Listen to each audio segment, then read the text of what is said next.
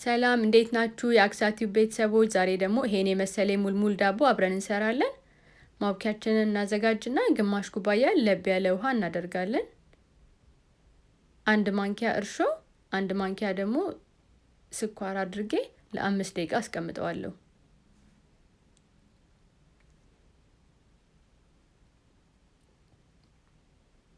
አንዳንድ ሰዎች ሲናገሩ እርሾ ህይወት እንዳለው ለማወቅ ነው ይላሉ።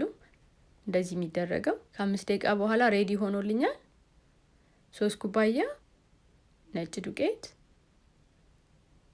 ግማሽ ኩባያ ደግሞ የስንዴ ዱቄት አደርግበታለሁ። በሀገራችን የተለመደውን የሙልሙል ከለር እንዲያመጣልኝ ማለት ነው። ግማሽ ማንኪያ ደግሞ ጨው፣ 2 ማንኪያ ስኳር አረኩበት። ለጣዕም ትንሽ ጥቁር አዝሙድ እናረጋለን።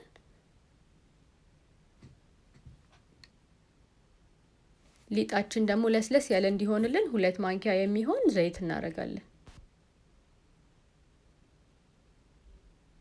ማሽናችን ላይ እጃችንም ላይ ቢሆን እንደዚህ አድርገን ቀስ ቀስ ያለን ውሃ ጠብ እያደረግን ብናሻው ቆንጆ ይሆንልናል መጨረሻ ላይ ማለት ነው። ያዘጋጀሁት 1 ኩባያ ለብ ያለ ውሃ ነው። እሱን ቀስ ቀስ እያልኩ እየጨመርኩኝ አሻዋለሁ።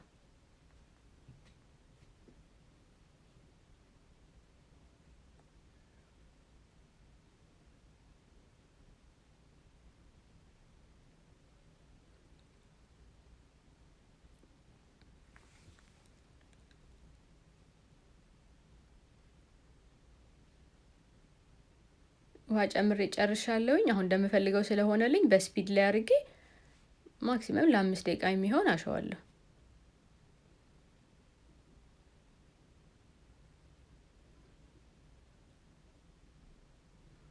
ያው ቆንጆ ለስለስ ያለ ሆኖልኛል። በጣም አልቀጠነም፣ ድርቅ ያለም አይደለም። በቃ መካከለኛ ቆንጆ አይነት ሊጥ ነው የሆነልኝ። ይሄን አሁን በደንብ አድርጌ ሸፍኜ አስቀምጠዋለሁ። እኔ ምንም አይነት ነገር አልጠቀምም። ራሱ ሂደቱን ጠብቆ ኩፍ ሲል ነው ቆንጆ ዳቦ ማገኘው። ስለዚህ ከ3 ሰዓት በኋላ እንደዚህ ሆኖልኛል።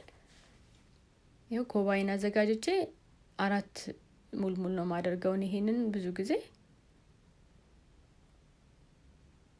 እንደዚህ በደንብ አድርገን በኮባ ሸፍነን እናዘጋጃለን።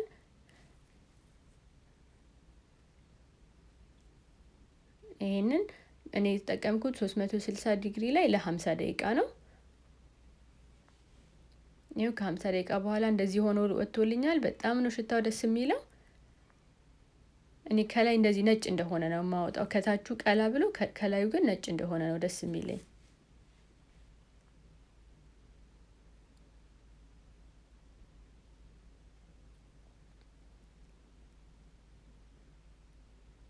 በጣም ነው ደስ የሚለው። እናንተም ብትሞክሩት ደስ ይለኛል። ስለተከታተላችሁኝ አመሰግናለሁ።